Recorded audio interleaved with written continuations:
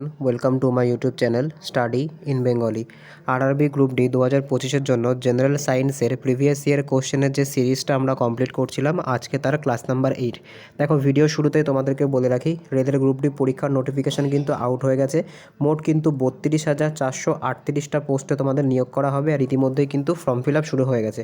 তাই তোমাদের কাছে রিকোয়েস্ট থাকবে, যারা তোমরা ফর্ম ফিল আপ করতে চাও তারা তাড়াতাড়ি ফর্ম ফিল আপটা করে নিও, কারণ লাস্টের দিকে কিন্তু সার্ভারের ইস্যু থাকতে পারে। ঠিক আছে, মোটামুটি 1 মাস মতো কিন্তু সময় আছে। তাহলে চলো শুরু করা যাক। আজকের প্রথম প্রশ্ন, পাকস্থলী থেকে ক্ষুদ্রান্তে আসা খাদ্য উপাদান কেমন প্রকৃতির হয়ে থাকে? দেখো, পাকস্থলী থেকে ক্ষুদ্রান্তে আসা খাদ্য উপাদানগুলো কেমন হয়ে থাকে? দেখো, মনে রাখবে আমাদের যে পাকস্থলী বা স্টমাক আছে সেখানে কিন্তু হাইড্রোক্লোরিক অ্যাসিড অর্থাৎ HCl থাকে। তাই যখন আমাদের খাদ্যনালী দিয়ে কোনো খাবার আমাদের পাকস্থলীতে গিয়ে পৌঁছায়, সেখানে কিন্তু সেই খাবারের সঙ্গে HCl মিশে খাবারটা কিন্তু আম্লিক প্রকৃতির হয়ে যায়। ঠিক আছে, তো পাকস্থলী থেকে ক্ষুদ্রান্তে যে খাবারটা আসে সেটা কিন্তু আম্লিক প্রকৃতির হয়ে থাকে। আমি যদি তোমাদেরকে ড্রয়িংয়ের মাধ্যমে এঁকে দেখাই, দেখো এটা কিন্তু আমাদের যে ফুড পাইপ, এখান থেকে কিন্তু আমাদের যে স্টামাক, এটা কিন্তু আমাদের স্টামাক যদি ধরি, আমাদের স্টামাকে কিন্তু খাবারটা আসে, এখানে কিন্তু HCl এর সঙ্গে খাবারের বিক্রিয়া হয়, তারপরে কিন্তু সেটা ক্ষুদ্রান্তের সঙ্গে যুক্ত হয়। ঠিক আছে, তো পাকস্থলী থেকে ক্ষুদ্রান্তে আসা খাদ্য উপাদান কেমন প্রকৃতির হয়ে থাকে? আমাদের সঠিক অ্যান্সার হয়ে যাবে কিন্তু আম্লিক বা অ্যাসিডিক হয়ে থাকে। ঠিক আছে, অ্যাসিডিক বা আম্লিক প্রকৃতির কিন্তু হয়ে থাকে। নেক্সট কোশ্চেন আমরা দেখে নেবো, আজকের 2 নম্বর কোশ্চেন, ধাতুতে মুক্ত ইলেকট্রনের পথের আকৃতি কেমন হয়ে থাকে? দেখো, যে কোনো প্রকার যে মেটাল থাকে, ঠিক আছে, মনে করো এটা একটা মেটালের টুকরো, এটা মনে করো একটা আয়রনের টুকরো। ঠিক আছে, যে কোনো প্রকার মেটালে যে ফ্রি ইলেকট্রন থাকে অর্থাৎ মুক্ত যে ইলেকট্রন থাকে, এবার ফ্রি ইলেকট্রন কোনটা থাকে? দেখো, যখন একটা পরমাণুর যে লাস্টের যে সেল থাকে, সেই লাস্টের সেলে যে কটা তোমার হচ্ছে ইলেকট্রন থাকে, সেটা যদি পুরোপুরি কমপ্লিট না থাকে, অর্থাৎ 8 পর্যন্ত কিন্তু কমপ্লিট সেল হয়ে থাকে, অর্থাৎ কোনো পরমাণুর শেষে যদি 8টা ইলেকট্রন থাকে, ঠিক আছে, সেক্ষেত্রে কিন্তু সেটা সম্পূর্ণ স্টেবল বা নিষ্ক্রিয় হয়ে থাকে। কিন্তু কোনো কারণে যদি সেটা 8-এর পরিবর্তে মনে করো এমন আছে 2, 8 আর এখানে মনে করো আছে 7, তাহলে কিন্তু এই যে সেলটা আছে এটা কিন্তু একটা ইলেকট্রন কি করবে? একটা ইলেকট্রন কিন্তু পাওয়ার চেষ্টা করবে। ঠিক আছে, এটাকে কিন্তু বলা হয়ে থাকে মুক্ত ইলেকট্রন। দেখো, এই যে মুক্ত ইলেকট্রন আছে, ধাতুর ভেতরে কেমন অবস্থায় থাকে? দেখো, ধাতুর ভেতরে এই মুক্ত ইলেকট্রনগুলো কিন্তু আঁকা বাঁকা পথে, ঠিক আছে, আঁকা বাঁকা পথে বা জিগজ্যাগ ওয়েতে, ঠিক আছে, আঁকা বাঁকা পথে বা জিগজ্যাগ ওয়েতে কিন্তু ঘোরাফেরা করে। এগুলো কিন্তু কোনো রকম সোজাভাবে যায় না, এটা কিন্তু আঁকা বাঁকা পথে এগিয়ে থাকে। তো আমাদের সঠিক অ্যান্সার কী হবে? আমাদের সঠিক অ্যান্সার হয়ে যাবে কিন্তু আঁকা বাঁকা বা জিগজ্যাগ পথে। ঠিক আছে, আঁকা বাঁকা বা জিগজ্যাগ পথে কিন্তু যে ফ্রি ইলেকট্রনগুলো থাকে মেটালের ভেতরে, সেগুলো কিন্তু ঘোরাফেরা করে।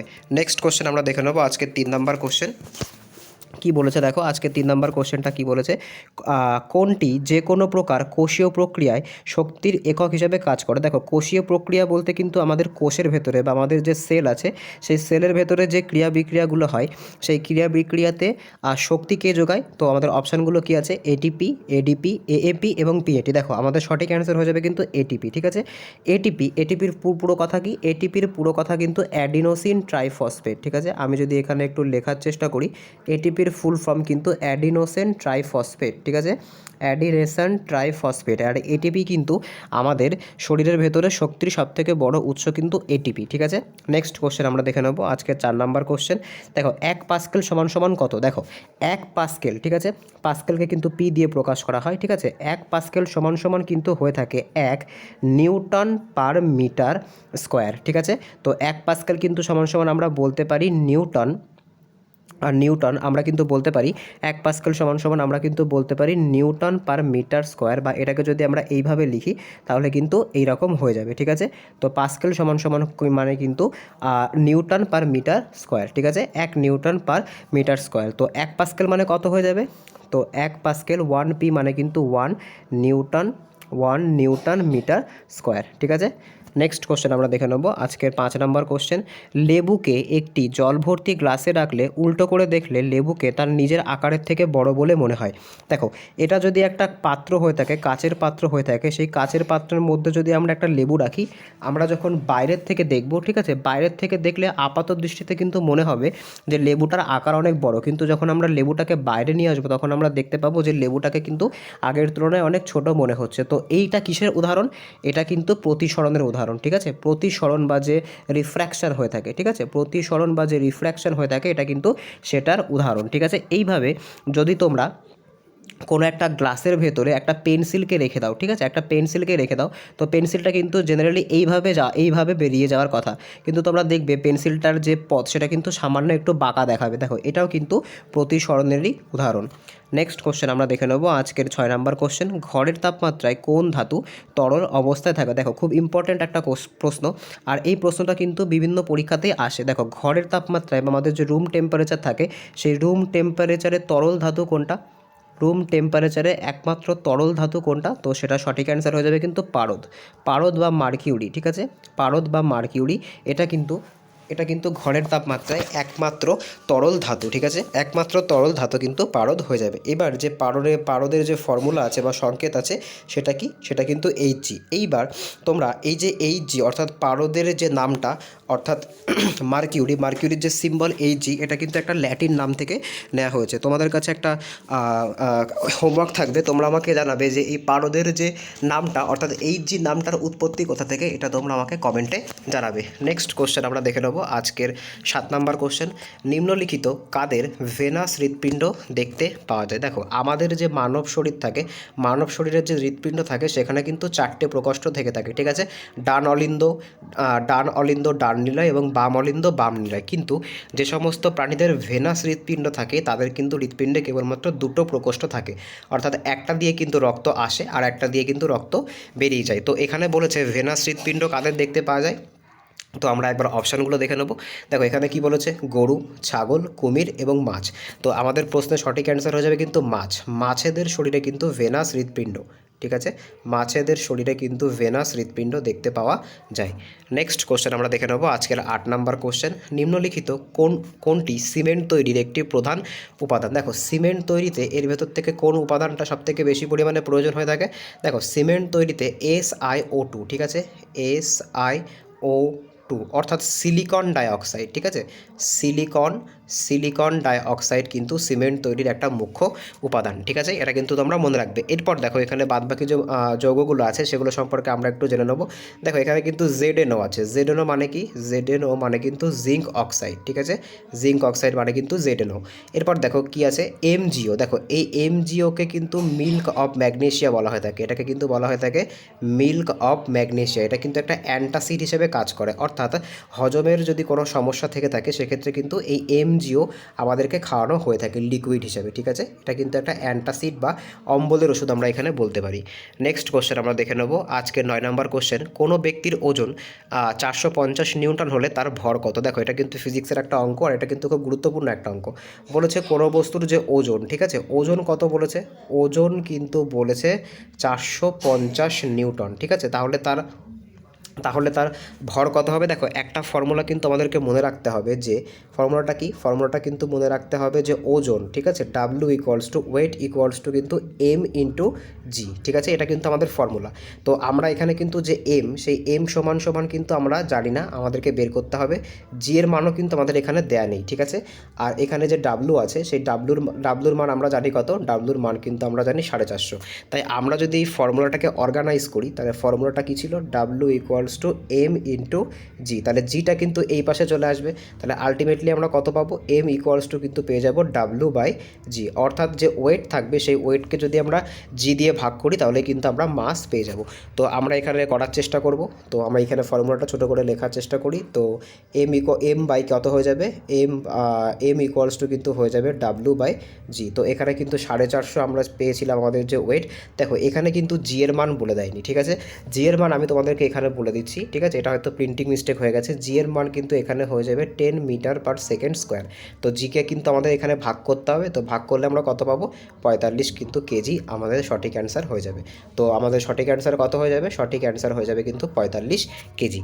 নেক্সট কোশ্চেন আমরা দেখে নেবো আজকের 11 নম্বর কোশ্চেন, সিএনজির মুখ্য উপাদান কি? দেখো এই যে সিএনজি আছে, সবার প্রথম সিএনজির পুরো কথা কি? সিএনজির পুরো কথা কিন্তু কম্প্রেসড, ঠিক আছে, কম্প্রেসড ন্যাচারাল গ্যাস, ঠিক আছে। কম্প্রেসড ন্যাচারাল গ্যাস কিন্তু সিএনজির মূল উপাদান। দেখো এটা কিন্তু একটা বায়োগ্যাসও আমরা বলতে পারি, ঠিক আছে, এটা কিন্তু একটা বায়োগ্যাস, অর্থাৎ এটা কিন্তু বিভিন্ন রকমের পদার্থের জৈব পদার্থ থেকে তৈরি করা হয়। আর এই সিএনজির মুখ্য উপাদান কী হয়ে থাকে? সিএনজির মুখ্য উপাদান কিন্তু হয়ে থাকে মিথেন, ঠিক আছে। মিথেনের সংকেত কি? মিথেনের সংকেত কিন্তু CH4, ঠিক আছে, CH4 কিন্তু মিথেনের সংকেত হয়ে থাকে। তো সিএনজির মূল উপাদান কি? সিএনজির মূল উপাদান কিন্তু মিথেন। নেক্সট কোশ্চেন আমরা দেখে নেবো আজকের 12 নম্বর কোশ্চেন। 1 কিলোওয়াট আওয়ার, ঠিক আছে, 1 কিলোওয়াট আওয়ার সমান সমান কত? দেখো এই যে কিলোওয়াট আওয়ার আছে, এটা কিন্তু আমাদের বাড়িতে প্রত্যেকের বাড়িতে যে কারেন্টের লাইন আছে, সেই কারেন্টের লাইনের যে মেজারমেন্ট সেটা কিন্তু এই কিলোওয়াট আওয়ারে মাপা হয়ে থাকে, যেটাকে আমরা বলে থাকি নর্মাল কথায় কিন্তু আমরা ইউনিট বলে থাকি, ঠিক আছে, যে কত ইউনিট কারেন্ট এসেছে। এইবার দেখো এই যে কিলোওয়াট আছে, এটাকে যদি আমরা সাজানোর চেষ্টা করি, সবার প্রথমে দেখো এই যে কিলোওয়াট, এখানে কিন্তু দুটো কথা আছে, একটা হচ্ছে কিলোওয়াট আর একটা কিন্তু আওয়ার, ঠিক আছে।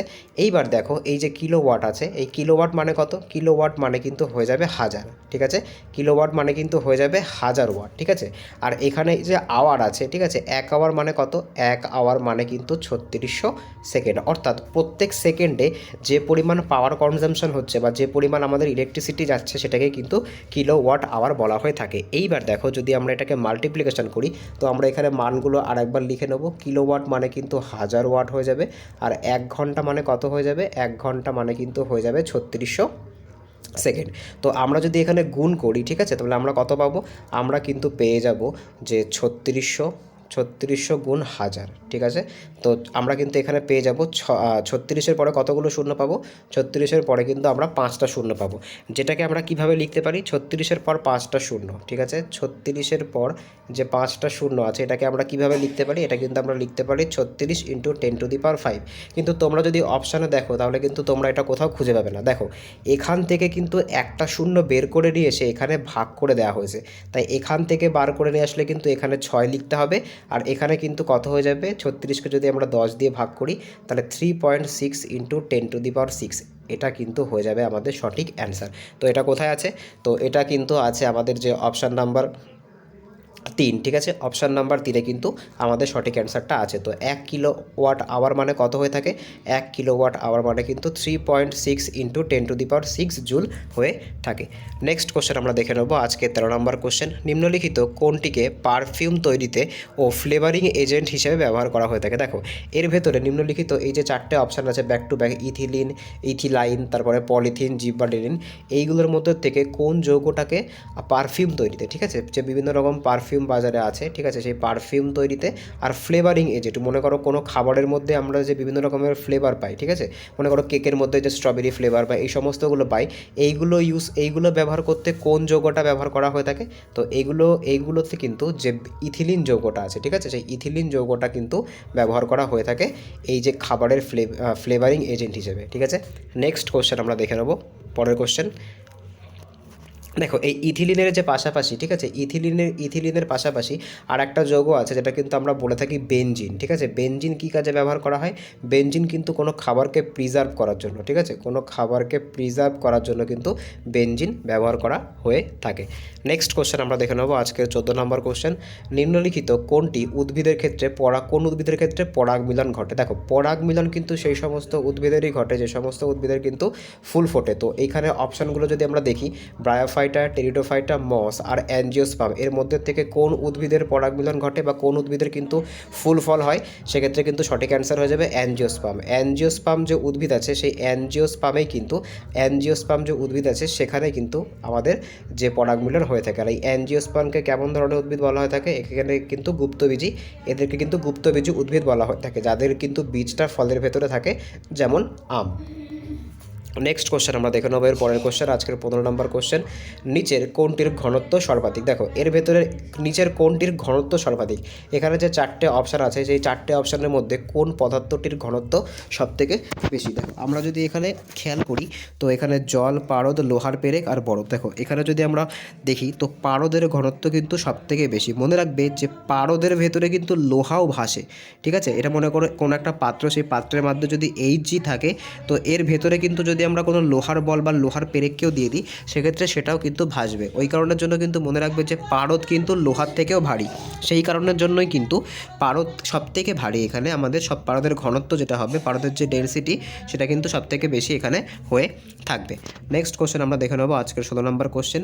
গৃহস্থ বিদ্যুৎ প্রবাহী তারের ওপর কিসের আস্তরণ দেওয়া থাকে? দেখো আমাদের বাড়িতে, সবার বাড়িতে যে ইলেকট্রিসিটির তার থাকে সেই তারের ওপরে দেখবে কখনো কালো রঙের, ঠিক আছে, কখনো বা নীল রঙের, কখনো বা সাদা রঙের, বা কখনো বা হলুদ রঙের যে কোটিংটা থাকে সেই কোটিংটা কী দিয়ে তৈরি? দেখো এই কোটিংটার জন্যই কিন্তু আমাদের হাতে কারেন্টের শক লাগে না, তার কারণ এই কোটিংটার তলায় কিন্তু তামার তার থাকে আর যেটা কিন্তু ইলেকট্রিসিটি ক্যারি করে। এইবার যদি কোটিংটা না থাকতো তাহলে কিন্তু আমরা সকলেই সহজেই কিন্তু শক খেতাম, ঠিক আছে। দেখো আমাদের এই যে আস্তরণটা, এই আস্তরণটা কিন্তু পিভিসি দিয়ে তৈরি করা হয়, ঠিক আছে, পিভিসি দিয়ে তৈরি করা হয়। এবার এই পিভিসি জিনিসটা কি? দেখো এই পিভিসি মানে কিন্তু পলিভিনাইল, ঠিক আছে, পলিভিনাইল ক্লোরাইড, ঠিক আছে, পলিভিনাইল যে ক্লোরাইড আছে এটা কিন্তু পিভিসির ফুল কথা। আর এটা কিন্তু কোটিংয়ের কাজ করে, অর্থাৎ একটা আস্তরণ হিসেবে কাজ করে, যার জন্যই কিন্তু আমরা কারেন্টের শক খাই না। আর এটা কিন্তু মনে রাখবে এটা কিন্তু একটা অন্তরক বা এটা কিন্তু একটা ইনসুলেটর, এটা কিন্তু কারেন্ট এর মধ্যে দিয়ে কিন্তু কারেন্ট প্রবাহিত হয় না। নেক্সট কোশ্চেন আমরা দেখে নেব আজকের 17 নম্বর কোশ্চেন। নিম্নলিখিত কোন কলা উদ্ভিদের খাদ্য পরিবহনে সহায়তা করে? দেখো এর ভেতর থেকে নিম্নলিখিত কোন কলা উদ্ভিদের খাদ্য পরিবহনে সহায়তা করে? দেখো এই কোশ্চেনটা কিন্তু তোমাদের আমি আগেও করেছি, মনে রাখবে ফুড, ঠিক আছে। খাদ্য মানে কি? খাদ্য মানে কিন্তু ফুড। আর ফুড মানে কি? ফুড মানে কিন্তু ফ্লোয়েম, ঠিক আছে, F for food, F for কিন্তু ফ্লোয়েম। আর যদি তোমাদেরকে জল বলে, দেখো জল কি? জে ফর জল, আর জল মানে কিন্তু জাইলেম, ঠিক আছে। তো মনে রাখবে যদি তোমাদেরকে খাদ্য বলে সেক্ষেত্রে কিন্তু ফ্লোয়েম হয়ে যাবে, আর যদি তোমাদেরকে জল বলে সেক্ষেত্রে কিন্তু সঠিক অ্যান্সার হয়ে যাবে জাইলেম। তো আমাদের এখানে কি চেয়েছে? আমাদের এখানে কিন্তু চেয়েছে খাদ্য, ঠিক আছে। তো খাদ্য, তাহলে আমাদের সঠিক অ্যান্সার কী হয়ে যাবে? ফ্লোয়েম কিন্তু আমাদের সঠিক অ্যান্সার হয়ে যাবে। নেক্সট কোশ্চেন আমরা দেখে নেবো আজকের 18 নম্বর কোশ্চেন। দেখো একটা অঙ্ক দিয়েছে যে 10 কেজি ভরযুক্ত একটি বস্তুকে মাটি থেকে 10 মিটার উঁচুতে নিয়ে গেলে স্থিতিশক্তির পরিমাণ কত হবে? দেখো এখানে একটু প্রিন্টিং মিস্টেক আছে, তোমরা একটু অ্যাডজাস্ট করে নিও, এটা আমি এখানে লিখে দিচ্ছি। স্থিতিশক্তির পরিমাণ কত হবে যখন জি এর ভ্যালু 9.8 মিটার পার সেকেন্ড। দেখো এটা কিন্তু একদম সোজা একটা অঙ্ক, এই ধরনের অঙ্ক কিন্তু তোমাদের মুখস্থ হয়ে যাওয়ার কথা। তো স্থিতিশক্তির ফর্মুলা কি? স্থিতিশক্তির ফর্মুলা কিন্তু MGH। আমাদের এখানে এম কত বলেছে? এম কিন্তু বলেছে 10 কেজি। জি কত বলেছে? জি কিন্তু বলেছে 9.8। আর হাইট কত বলেছে? হাইট কিন্তু বলেছে 10 মিটার। এবার যদি আমরা মাল্টিপ্লাই করি তাহলে দেখবো এই 10 দিয়ে কিন্তু এই 10 কেটে যাবে, তো 980, ঠিক আছে, 980 জুল কিন্তু আমাদের সঠিক অ্যান্সার হয়ে যাবে, ঠিক আছে। তো আমাদের এই কোশ্চেনের সঠিক অ্যান্সার কত হয়ে যাবে? আমাদের এই কোশ্চেনের সঠিক অ্যান্সার হয়ে যাবে কিন্তু 980 জুল। নেক্সট কোশ্চেন আমরা দেখে নেব আজকের পরবর্তী কোশ্চেন, যে 5 ওহম, 10 ওহম এবং 20 ওহমের 3টি রোধকে শ্রেণী সমবায়ে যুক্ত করলে মোট রোধ কত হবে? দেখো আমি তোমাদেরকে কালকে পড়িয়েছিলাম যে আমাদের বাড়িতে যে কারেন্টের লাইন থাকে সেখানে কিন্তু দুটো কিন্তু বর্তনী হয়ে থাকে। একটাকে কিন্তু আমরা বলি শ্রেণী সমবায়, আর একটাকে কিন্তু আমরা বলি সমান্তরাল সমবায়, ঠিক আছে, একটাকে কিন্তু আমরা বলি সমান্তরাল সমবায়। দেখো এই শ্রেণীকে কিন্তু বলা হয়ে থাকে সিরিজ, ঠিক আছে, শ্রেণীকে কিন্তু বলা হয়ে থাকে সিরিজ, আর সমান্তরালকে কিন্তু বলা হয়ে থাকে প্যারালাল, ঠিক আছে। তো আমাদের কিন্তু এখানে শ্রেণী সমবায় যুক্ত করতে বলেছে। দেখো শ্রেণী সমবায় যুক্ত করার বা সিরিজের যে ফর্মুলা, সিরিজে কানেক্ট করার যে ফর্মুলা সেটা কি? সেটা কিন্তু R1 plus R2 plus R3, এইভাবে কিন্তু যতগুলো রোধ থাকবে।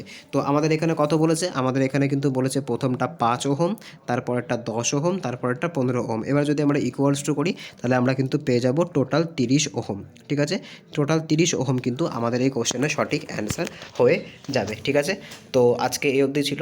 যদি ভিডিওটা ভালো লেগে থাকে তাহলে অবশ্যই চ্যানেলটাকে সাবস্ক্রাইব করো, পাশে থাকা বেল আইকনটিকে প্রেস করে রেখো যাতে ভিডিও ছাড়লে সবার প্রথম নোটিফিকেশান তোমাদের কাছে পৌঁছায়।